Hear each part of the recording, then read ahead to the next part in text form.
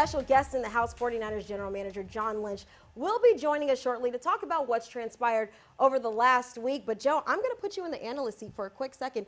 What have your impressions been of what's transpired on the first week of free agency? Yeah, I think no matter who was on your personal wish list in free agency, you can't argue with the fact that the 49ers got better. They filled holes on defense, picked up a couple of starters, and then on both sides of the football, you have a few low-risk, high-reward moves that could pay huge dividends. And so there's a lot of names, and we'll go through them right now. But, again, there's some very interesting ones as well. Yeah, let's go ahead and pull up the names, see what's gone down this past week. Starting off, 49ers in a trade got D Ford.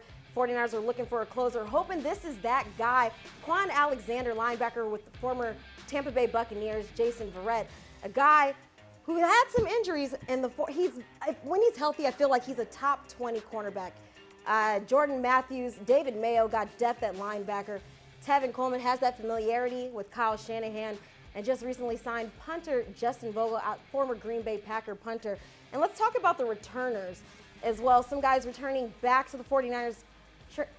Franchise tagged Robbie Gould, Kyle Nelson returns back. Raheem Mostert, a guy who was really coming into his own last season before he was hurt with a forearm injury. Mark Nazacha, Mike Person, and defensive backs Anton Exum Jr. and Jimmy Ward. Yeah, again, that's a lot of names right there. And you look at all those, I mean, a lot of potential starters there. You look at Jason Verrett, like you said, been injured, but at his best, he's a Pro Bowl caliber guy. So again, really intriguing names.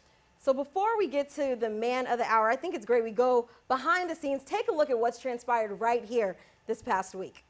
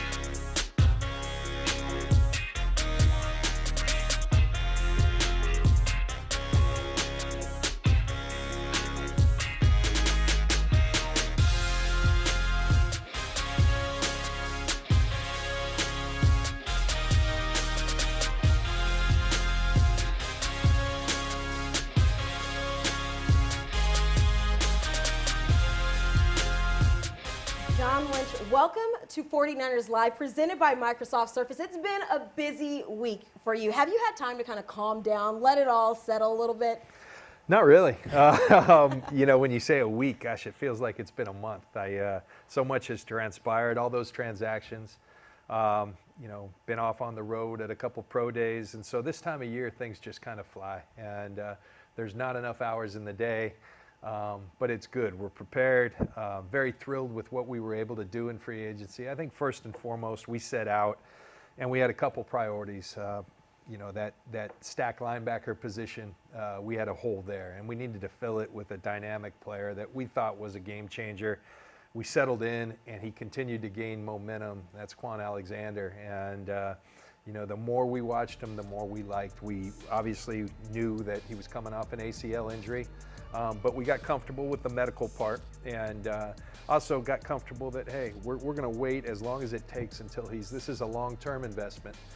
He's doing very well in his rehab, but I think what stood out to us about Quan, he's a dynamic football player. He's a tone setter. You need tone setters on your defense, and I think he's a guy that when you watch him, when you talk to people who've played against him, when you talk to people who've played with him, he is exactly that. His play, his type of play, running all over the field, hitting people, getting the ball, it's contagious, and we need that. And then the edge position, and we were able to work a trade with Kansas City. We appreciate them and their willingness to talk and you know, and be able to come to an agreement. And we feel like we got one of the rare edge guys that is going to be a force in every game he plays in. And Kiana used the word closer. That's what we've been looking for, a guy off the edge who is exactly that. And where's that help you? It helps you at the end of, on third downs, at the end of series. It helps you get off the field, at the end of halves, at the end of games. You need that guy who can put the other team away. And we feel like D's that part. And you know, you start to salivate when you think of D on the outside and the guys we have on the inside. After a while, there's nowhere for him to go. And that's what we want to continue to grow. If you could, just take us inside the room, because we picture this hectic atmosphere where phones are ringing off the hook. You're talking with teams with trades. You're talking with agents about their free agents and their clients. And so what does it look like, all right? You and Parag and Adam Peters and Martin Mayhew, and then you've got coaches and you've got scouts, and there's so many cooks in the kitchen. And is it chaos? Is there a story that maybe kind of best summarizes that first 48-hour period of the new league year? It's not chaos. There's just such a buildup where you can't do anything. And then finally you get unleashed in that negotiating period where you can talk to the agents and you can start to do that. But then when that time comes where, okay, now we can get on the phone with the player, and you know, there's a little bit of recruiting. It's something we've done very well, despite not having won the games that we expect to win yet.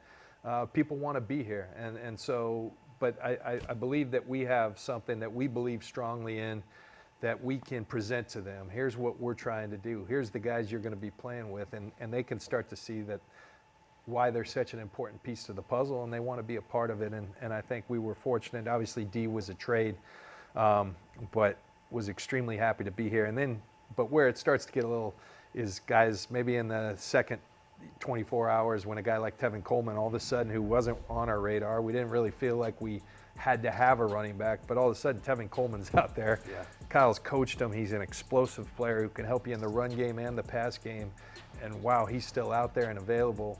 You know what? Let's do this and try to find a way. And I think it's good teamwork. You know, our personnel, our coaching staff, and then Parag does a heck of a job, you know, keeping the ongoing talks and relationships up with the agents. We're always talking with those guys, and things like this, Tevin, come back to you. And that was a you know, a fortuitous signing for us. Something we didn't go into free agency on the radar, but an example of how you have to be fluid, and when opportunities present yourself, you got to be able to pounce. Let's dive a little deeper into some of the fruits of your labor. And I want to go back to Quan Alexander. You were just talking about him. And let's go back actually to the press conference last week. And Kyle Shanahan saying there was a game where he didn't necessarily game plan for Quan Alexander. And that came back around to kind of bite him in the rear end because of the type of player he is. You talk about him flying across the field, but what specifically is it about his athletic profile that makes him the right fit for this team? Well, you know, you just watch the highlights. He's all over the field. We feel real good about Fred Warner and where he's at. And Elijah Lee is a guy who asserted himself. You know, we were happy to re-sign Mark Nzacha, but you know, let's be honest. We had a void that we thought we had filled with Reuben Foster. Things transpired there, and we had a void there, and so that stinks. But you can't just sit there and pout. You got to say, okay, let's go do something. And we needed a dynamic football player at that position. It's a very critical position in our scheme, and you know, this became the guy. Quan became the guy that we wanted to be that guy. And like I said, it continued to gain momentum. The more we watched him, the more we liked. And there's a lot to like. And free agency is a little different. It's not like the draft process where you get to talk to these guys throughout the process. You got to kind of wait. And but you do your due diligence, you do your homework, and we all felt very good, and we're thrilled that we were able to come to an agreement with Quan. When you look at how you're going to build your defense, that's those two positions of Mike and the Will, pretty interchangeable. Just one wears the green dot. I mean, you look at Fred Warner and Quan Alexander. Is that when you put up your best case scenario? Is that the combo that you want when you're building this thing? Absolutely. It doesn't stop there. We filled it with some depth. A guy like David Mayo, who's a guy, frankly, I didn't know much about coming into this free agency period, but we started watching him on special teams, and then all of a sudden you put on the linebacker film, and it's really good.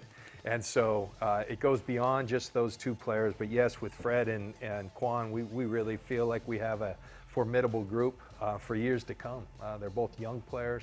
Cool thing about Quan, I mean, Quan's played for quite a while, but he's a young dude. He came in early, so he's seasoned, and he's hungry. He's coming off that ACL, and he's hungry and ready to be a part of something special here.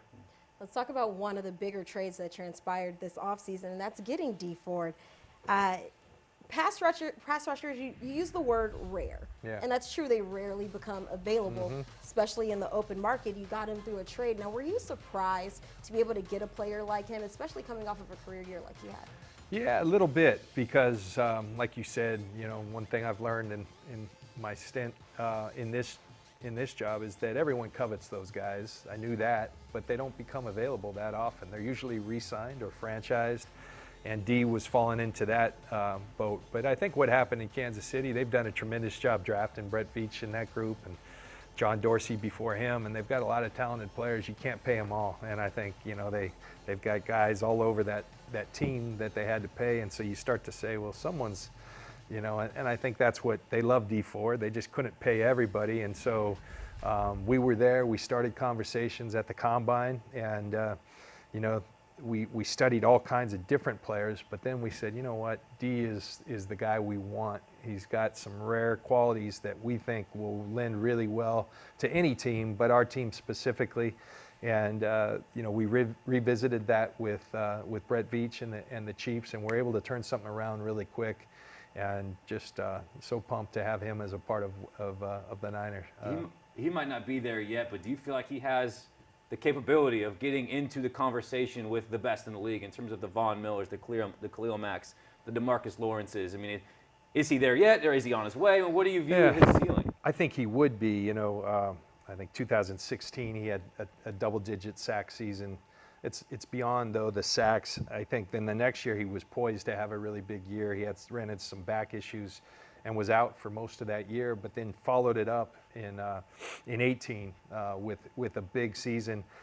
He has some qualities. I'll put his first step right off the line of scrimmage, his get off up there with anybody in the league, and that excites us, because when you start pulling tackles off the guys we have inside, now all of a sudden they can't be so inclined to hang, and you got to watch 99, you got to watch 94, you got to watch 91. Now they're going to have 55s out here, and we're going to have to fly out to get him. And so you start to provide that, collectively we want to be a dominant group up front. We think we're starting to have the makings of that. Now they got to go do it, and we're fully aware of that. We know you're on Twitter. But during that week of free agency, are you on Twitter? Are you checking your mentions? Because let me tell you, Twitter is a wild place. Yeah. Those first couple days of free agency. At any point, do you pull it up and look at your mentions of, John, go get this guy, get that guy. What are you doing? Yeah. Great move, terrible move. This is why. I mean, it's. No, I try not to. I love the passion of our fans. I really do. And I love that they care so much about our team. But I picture myself, I don't think like Ozzie Newsome and Bill Belichick are looking at their mentions for where they should go. And so that's not my style either, and so I think we do a ton of due diligence. Like I said, I love when fans come up to me off the field and say, hey man, go get this guy, and you can get into conversations. But we've got a plan. We stick to that plan. I love the passion of our fans. I try to get on Twitter every now and then just to let them know we care about them. But I'm probably much less on Twitter than when I first got here, and trying to build back, kind of saying, hey, here's what we're trying to build. It's a great way to communicate.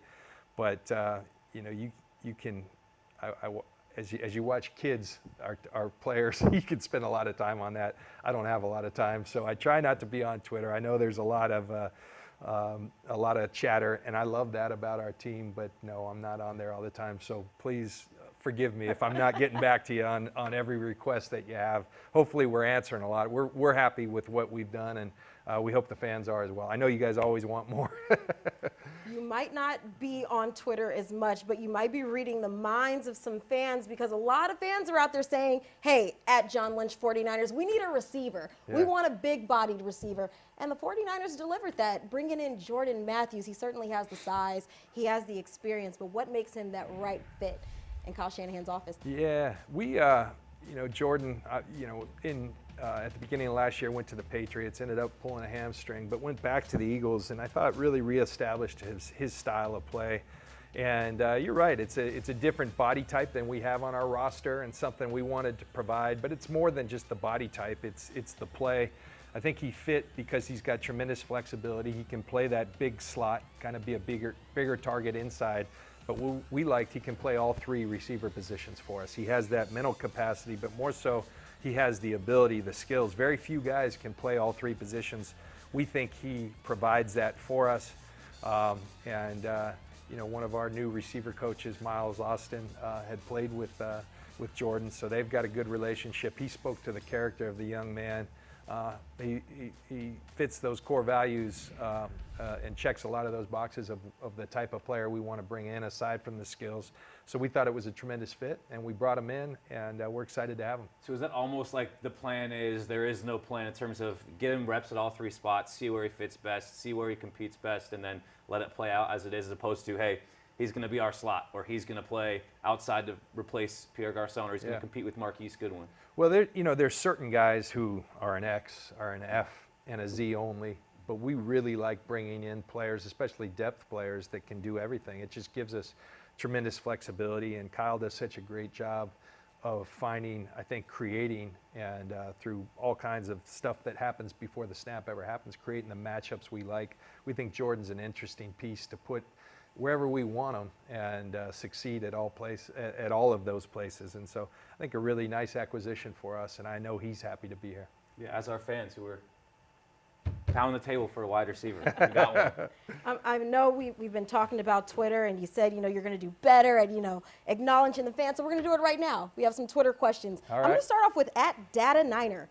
Does the team use data analytics as part of their player assessment to go with the tape? And if so, how has that evolved since you've become general manager? Yeah, we do. We've got a tremendous team. They don't like the word analytics for some reason. They like research and development, R&D. So Kwesi and Demetrius do a tremendous job, and I think it's just another part of the process.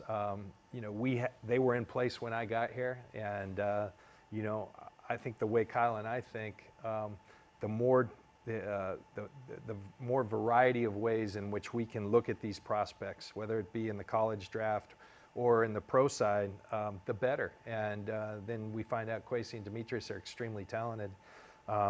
We invite them in, and there's different ways in which we utilize them. We have profiles for what we like at each position, but historically there's tendencies and there's attributes that lend to each position. These guys have done a really nice job of identifying, hey, historically the receivers who have succeeded have these qualities to them. We've kind of tweaked those, and so it's another just kind of, I think, checks and balances. And then also,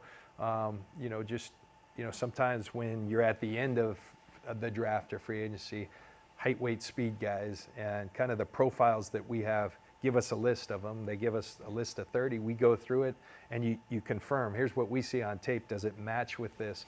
And so I think you'd be a fool not to be looking at those things. I think people are figuring out how to, for a while there was, that works in baseball, but this isn't as quantifiable.